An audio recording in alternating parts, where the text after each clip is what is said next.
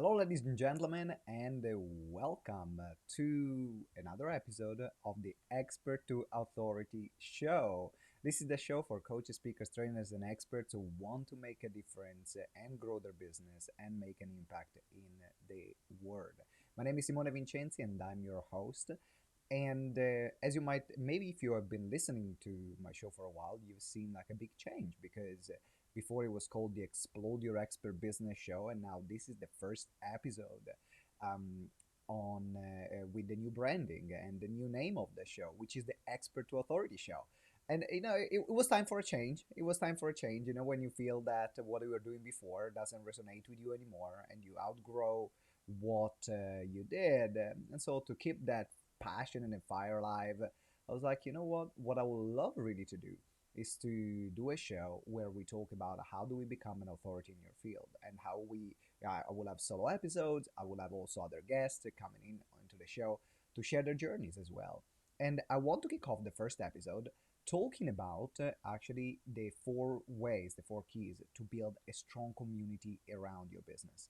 I think that community is now is not a nice to have, in particular if you want to build a solid business, a sustainable business around your expertise, and is a must have. And we've been doing this for 9 years. Like, if I'm looking at what are some of my like my superpower, like my real superpower is bringing people together. Is to create a space where people can connect, where people can thrive, and that's what my superpower is. But it's not something that we have told in our training, in our courses, or talked about a lot on the show. So that's why I wanted to start and kick off the first episode of the Expert to Authority show with talking about community. Now, if you're watching live as well in the group, thank you very much for watching live. Feel free to ask your question. I can see your comments here. I can see all your shares. So feel free to ask your questions, and I'll respond there. But let's get things going. Let's get things going. First of all, in particular with the four keys of talking about community. Now, why should you have a community? Should you have a community at all in your expert business? My answer is yes. Now, the size of the community can change, but the importance of having a community is that first of all, you are going to make a bigger impact, because if you don't have a community, then you will still like work maybe one to one, or you will still make an impact on individual's life, but you will not have an impact on a bigger scale. And if your goal is to have an impact on a bigger scale, and I'm not saying that it should be, right? There are some people that have a small practice and they got their clients, and actually they work with one-on-one client making quarter of a million, half a million. That's not what I'm saying. But if you are called to making a bigger impact, serving people on a bigger scale, like I was and like I am, then building a community is one of the most important and fulfilling things that you can do, because you are not now, you're not going to be the only one helping and supporting your clients. The beauty of the community is that now people can interact together, can support each other, and I firmly believe that together we can achieve way more than we can do by ourselves. And that's why we call GTeX GTeX. It's growing together exponentially. Together we can achieve more than we can do on our own. And so the concept of community has been fundamental from day one of our business, and also from the businesses that I was modeling when we started.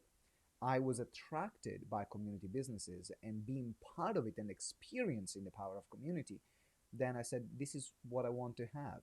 I don't want to create a one-way interaction with the clients that we are working with, but I want the interaction to expand into a network that can bring people closer together and then make a bigger change. But now the question is, let's say that you say, okay, Simone, I want to have a community now. Uh, where do I start?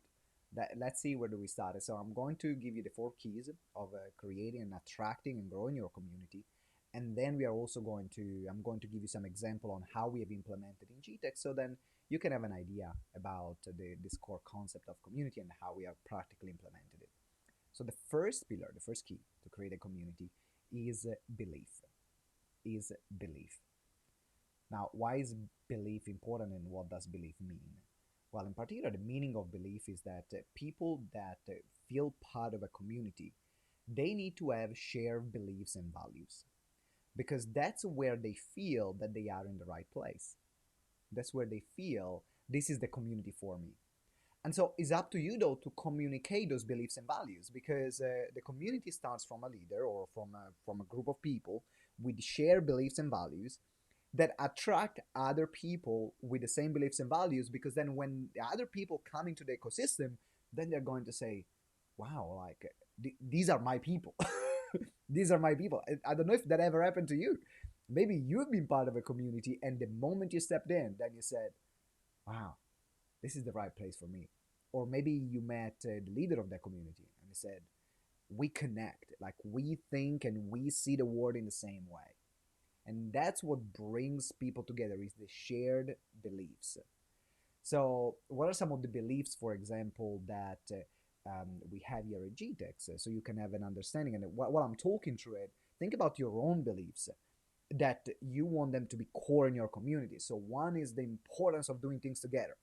So we attract, and people that love working with us are people that love the community aspect and they love doing things together. That's the first thing.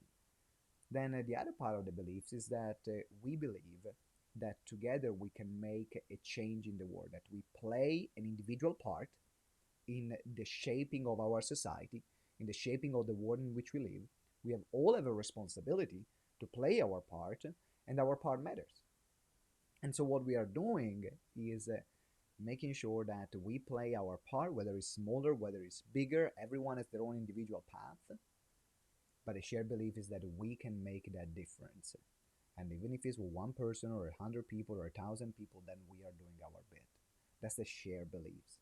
And also the shared beliefs as well that we can change the world. I know it's a bit naive. I know it can be a bit utopian, but that's what keeps us going as a community. If we have to say, you know what, like things are all going to go kaput and all going to crap, then what's even the point to do anything? So you know what, I can make someone else's life better. And the belief of people that resonate with that, then will be attracted to our community. Is a community of collaboration versus competition. Now, some communities, they thrive and they create a competitive environment within the members, and that's what pushes them to do more and do better. While in our community, we believe in collaboration and the mutual support. So the inspiration of doing better comes from the mutual collaboration and the mutual support that people receive. And also the other belief that we have is that you're okay as you are. You don't need to be someone different. You don't need to act something different. You don't need to be in a different color. You don't need to have a different religion. You don't need to have a specific color or religion, like, or age. You are great as you are. And that's what is the beauty of the community, of creating that diversity. So we work with people that they actually champion diversity and inclusion, and they feel that this is the environment where they thrive, right? So you can see that now some of these beliefs, then they need to be communicated though to your clients. They need to be communicated to your community, because you cannot expect them to just get them.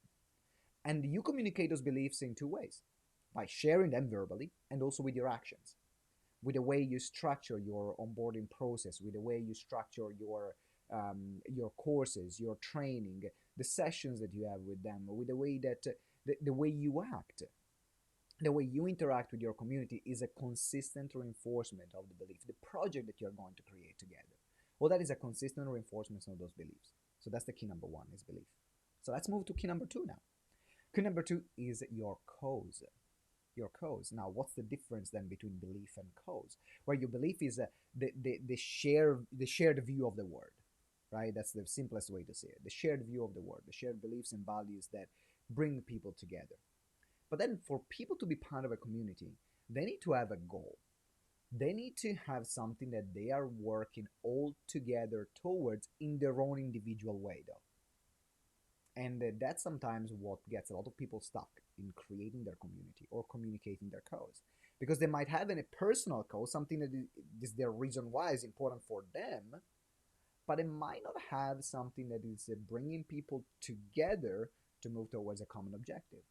And I mean, I can tell you with GTeX, it took us at least like 6-7 years before we solidified the cause that we are championing.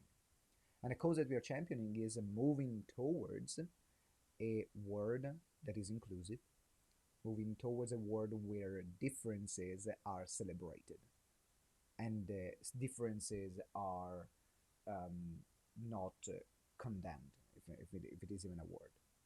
That's the cause that we are working towards, to create this world where people from different beliefs, different background, uh, different age, different colors, they can come together and support each other and enrich each other's life. That's the cause that we are all working towards. So now you might be thinking, but Simone, like GTeX is a business training company. So the cause doesn't really, like, it doesn't look like it matches the training that we do, but it doesn't have to, because the cause needs to be belong to who you are and what you want to create. So for me, my what I love is bringing people together, right? That's what GTeX is as well. That's why I'm expressing a personal cause that I have, a personal mission, a personal gift through GTeX, through my business, through the business training. And at the same time, the cause that I have and the champion is a cause of diversity and inclusion, bringing people together and enriching each other's life through our differences.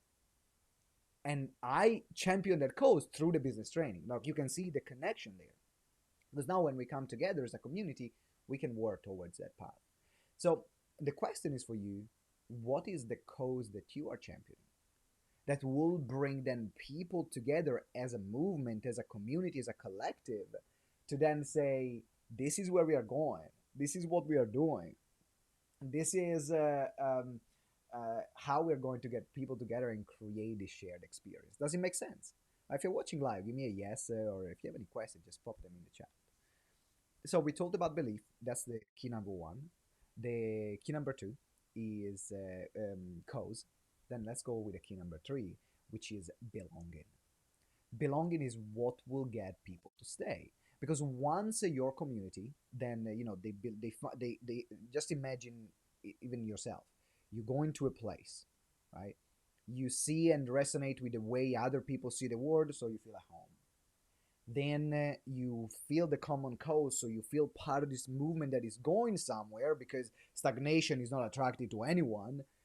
And then now belonging is what will get you to stay, though, because the beliefs and values and the cause is something that attracts people at the beginning, but what gets people them to stay is to feel then at home and to feel that feeling of belonging. Now, how do you reinforce that feeling of belonging?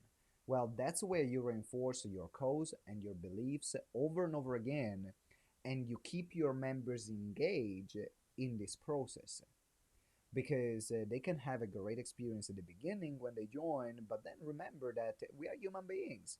We get distracted. We are excited about what's new, what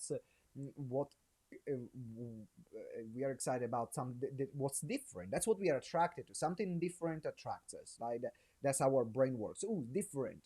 Either it's a danger or it's something that I can explore.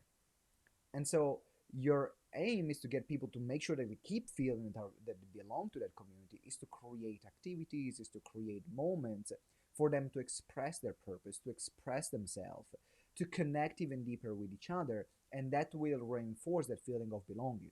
Because the feeling of belonging in a community is reinforced by the connections that members create, right? Think about it. I love basketball. Right? I love basketball, and the reason why I feel a belonging to my particular team is for the connections that I've created with my team members. What I could do, I could play for 5 years in the same team. I could have changed team. Like, nothing stops me from changing team and maybe going to a team where I can have even more playing time than the one that I get now. But why do I stay there? Well, I stay there because I feel I belong there. Why do I feel I belong there? Because the friends that I made there and the connection that I made there, then I don't want to lose them. They're important to me, and they make me feel I belong there.